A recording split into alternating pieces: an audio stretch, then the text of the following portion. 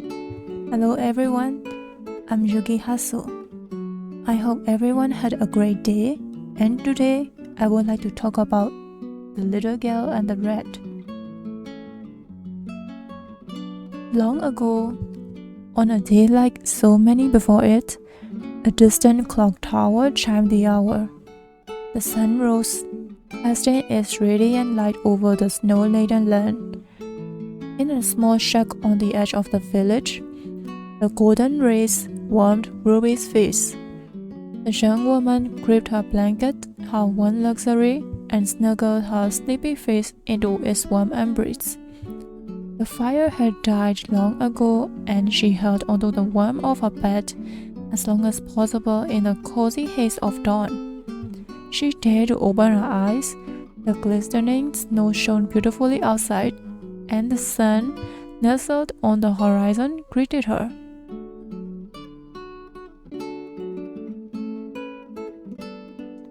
Ruby gasped, jumping to her feet.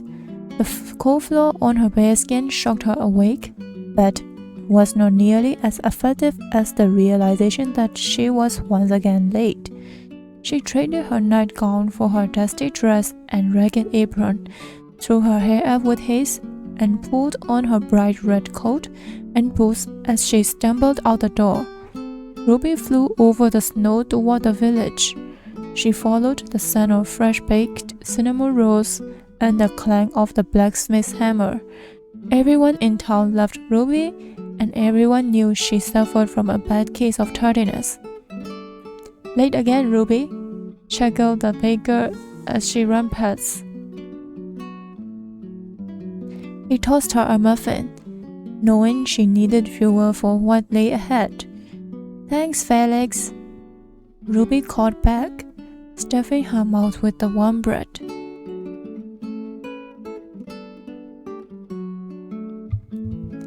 She passed the grocer, the blacksmith, the candlestick maker, waving with a smile at everyone as she went. The village sprang to life and the bustle began, but Ruby had no time to enjoy the liveliness. She wound around people, weaving through obstacles, and eventually ended up at the castle gardens. She slipped through the thick foliage and quietly sought out her secret hole in the black wall, where she could sneak into the kitchens unnoticed. Just a row of hedges, twice her height, stood between her and the wall.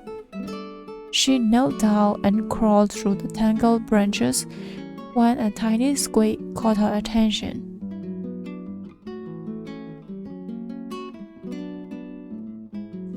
She paused a moment before continuing on, but the squeak once more found her ears. Snow soaked through her dress and froze her knees. Time urgently pushed her forward, but she stopped and looked around for the source of the squeak. Her eyes landed on the lamp of mottled fur, barely hidden by the edge of the shrub. She eased forward and found a rat with a crooked tail, lame leg, and eyes full of sorrow. Her soul ached at the thought of the little guy's heart, thumping furiously as he ran from a hawk. It had surely been a close duel, the rat barely escaping with his life. Ruby reasoned his chances were slim, but with proper care, he might just make it. She scooped him up, brushed the snow from his fur, and placed him gently in her apron pocket. "We've got a long day ahead of us, but you're under my care now," she whispered as they squeezed through the stone wall.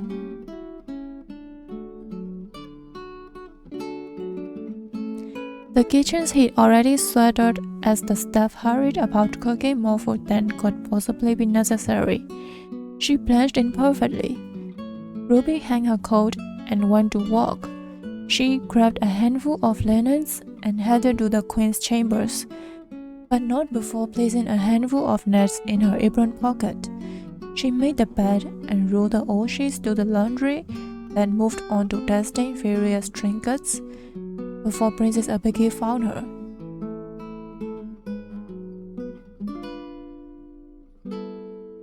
"Mother knows you were late again," the chime sneered. a nose in the air. "I'm so sorry, Princess."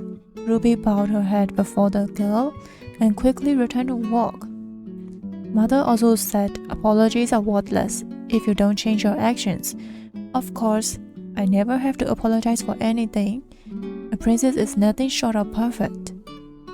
Ruby endured access of words from the queen and her daughter on a daily basis. She learned to ignore them and continue on. The splendid child, clad in shining jewels and frills, turned dramatically and headed for the door. She left Ruby relieved for her early departure. "Oh!" The child in the doorway's grin grew white and wicked. "Mother said as punishment you are to clean the chamber pots today." Princess Abigail giggled with malicious fervor all the way down the hall. In between texts, Ruby would take the rat from her apron and wipe his fur. She talked to him sweetly and wrapped him in scraps of warm cloth. She fed him the nuts from the kitchen and dabbed him with Pitaxkio. Pitaxkio snuggled into her apron, rested well with a full stomach. He listened as Ruby endured power abuse from the castle's occupants, and he listened as she went about her walk, singing merrily as she did. Room after room, she kept busy, walked diligently, while still finding time to tend to Pitaxkio. He admired how she made games out of her texts and maintained a pleasant attitude.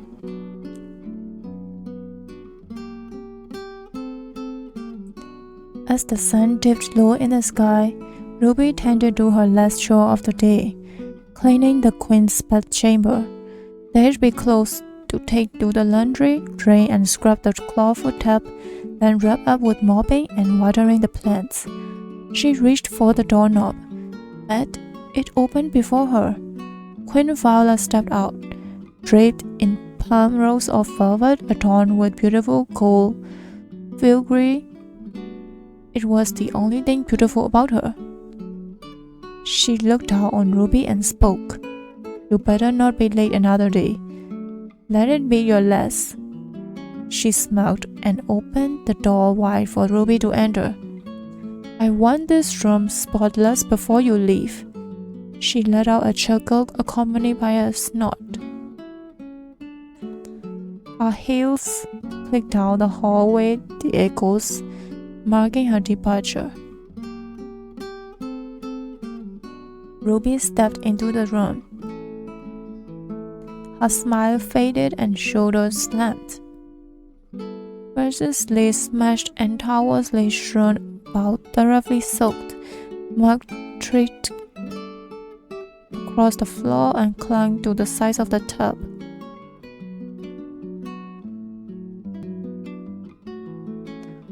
"What on earth happened here?" Ruby sighed. Something ran into her shins, knocking her into her knees. She steadied herself as something hot and wet slapped her face. Ruby raised her head to gaze into the amber eyes of the world's scruffiest dog. A radiant smile instantly returned to her face. "I bet you did this," she said. Stroking the puppy's stem fur, he looked at her expectantly, tail wagging furiously and tongue flopped to the side. "How am I supposed to clean all this with you running about?" She posed the question to herself and scanned the room for a leash. Nothing. Puppy nosed her apron, sniffing it with curiosity. She pulled away, afraid the prodding snout might harm Pitaxkio. But the small rat popped his head up and sniffed the dog in return. He rubbed his tiny fingers around the edge of the pocket. "Are you sure?" Ruby asked.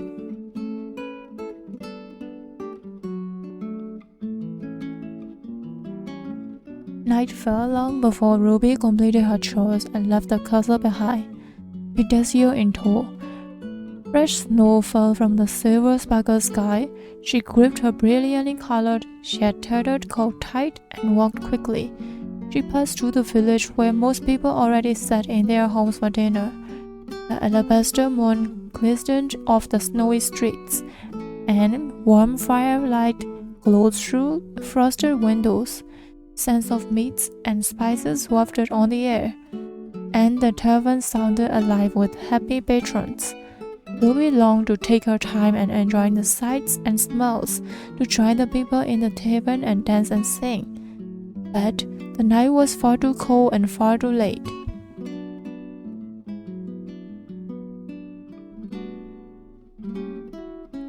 Ruby reached her door to find a letter fixed to a ceramic pot. Inside, she placed the items on her table and started a fire.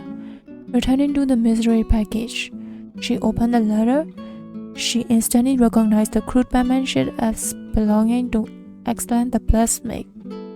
Dearest Ruby, when my wife and I failed to see you walk through the village before we closed up for the day, we reasoned you'd been kept late.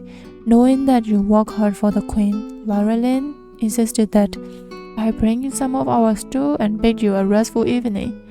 We hope you enjoy it and that it warms on what is sure to be a frozen night. Excellent.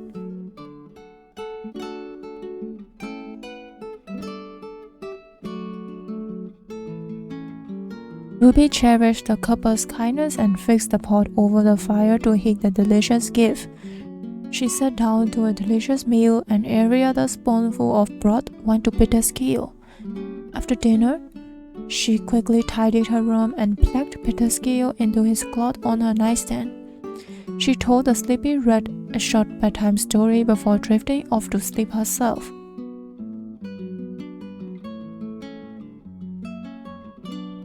The next morning, the clock tower chimed in the distance. The sun once again beckoned Ruby to wake. Once again, she took a look outside and realized she was going to be late. With no time to snuggle under the covers and allow her body to gently rise, she sprang out of bed. She threw on her dress, her apron, her socks with perfected ease. She grabbed her boots, her coat, and of course Peter's keel, and she raced out of the door. She trotted down the path and onto the main road. As she passed through the village, a curious sight befell her eyes. Not a soul trespassed the streets.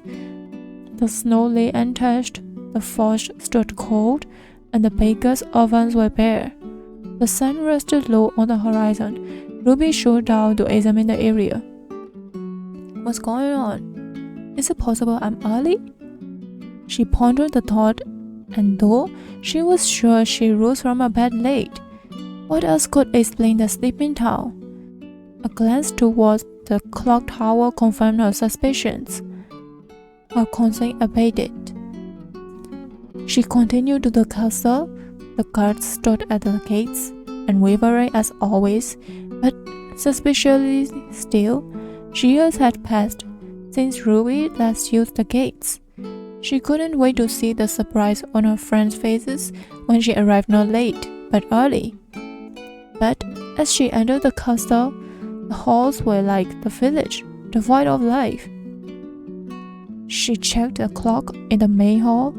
It read the exact same time as the clock tower. She spied minutes earlier. Perhaps it was broken. She moved from room to room, and each clock read the same time as when she'd passed through the village.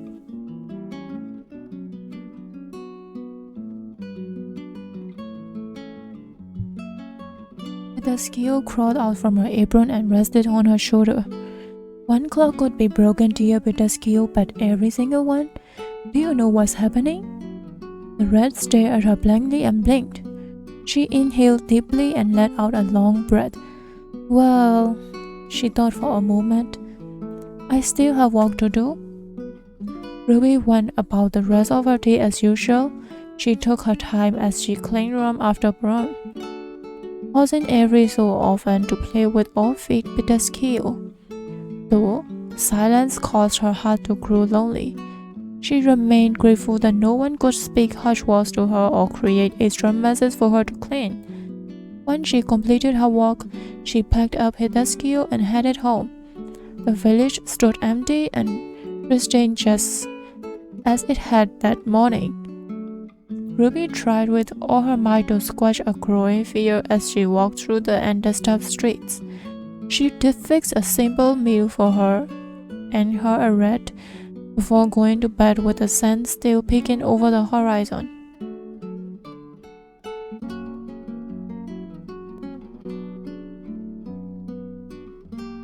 The next morning, Ruby awoke to the pre-dawn darkness. She sat at the edge of her bed, thankful that at least the sun had removed. She took her time that morning, getting dressed with care and smoothing out her hair with a brush.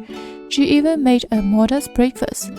But as she searched for Hideskio, she found his makeshift bed empty.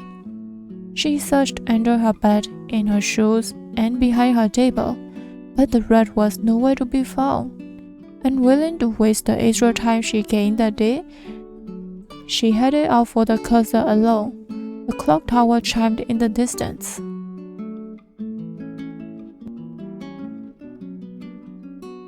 Felix hurried Ruby along, slipping a sweet roll in her hand. The path bustled with people, all ferociously trying to find a place in the castle. Fortunately, Ruby had her secret entrance. She squeezed through the wall and into the kitchen. She fought through another throng of bodies on her way to the throne room. Ruby barely fit in the chamber full of ferocious gossip.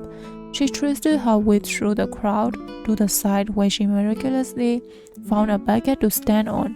Looking over the crowd, she spied the mysterious stranger. Next to Queen Violet in her plum rose and Princess Abigail in her pink frills stood a tall, slender man. He wore a robe of midnight blue. Dirty eyes poked out through his bushy, mottled hair and beard. Ruby thought something about the old man looked familiar as he popped Hideskio into his mouth, though she was certain she'd never laid eyes on him before.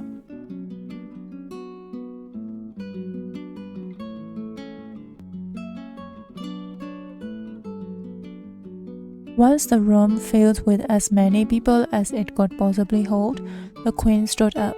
Silence fell over the room and the woman began to speak. "Thank you all for gathering here today."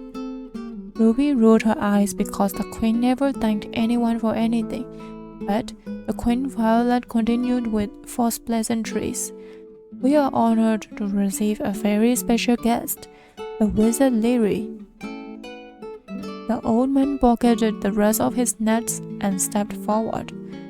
"Good people, I am here today to bestow a gift on one your own." His voice boomed louder than anticipated.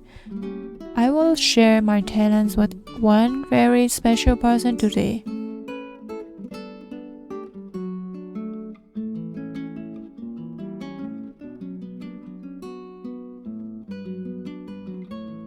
The room buzzed with murmurs of excitement. The queen quieted the room once more and not so subtly shifted her daughter closer to the wizard. "I have met someone who impressed me greatly with her attitude," he continued. "Her diligence." Princess Abigail stuck her nose high in the air. "And her kindness? This young woman shall from this day forward be blessed with the ability to live her life sharing her goodwill with those who value her. And through her good fortune, she shall never want for anything again."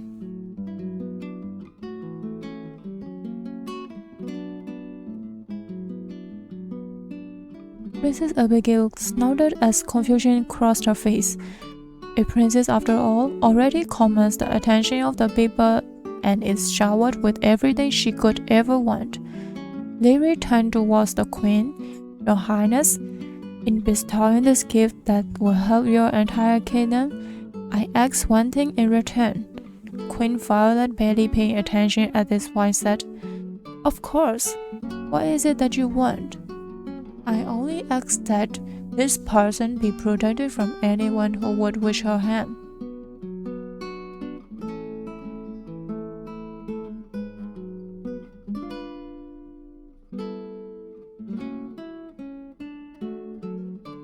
believing her daughter the only likely candidate for such a gift, of course agreed. A thin thread of shimmering magic flowed from the wizard Larry's fingertips as he bowed the queen to her promise. Now, Ruby, please step forward if you accept this offer. The entire crowd erupted in surprised whispers. Surely he could not mean Ruby. The commoner who cleaned the rooms, Princess Abigail, poured her bits and span on her heels to glower at the wizard. But the room parted, clearing a way for Ruby. As she stepped forward on trembling legs, the villagers who were all fond of her softly congratulated her, patting her shoulder and offering kind words on her way. She stood before the old man at a loss for words. She'd never met this man before. How did he know her?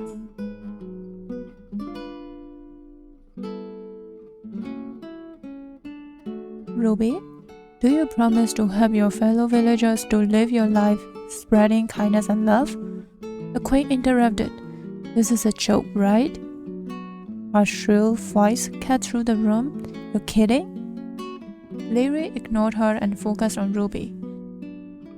Yes, Ruby whispered. But why me?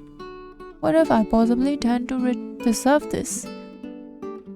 I've seen how hard you work, yet you ask for nothing. I've watched you show kindness to even the smallest of creatures.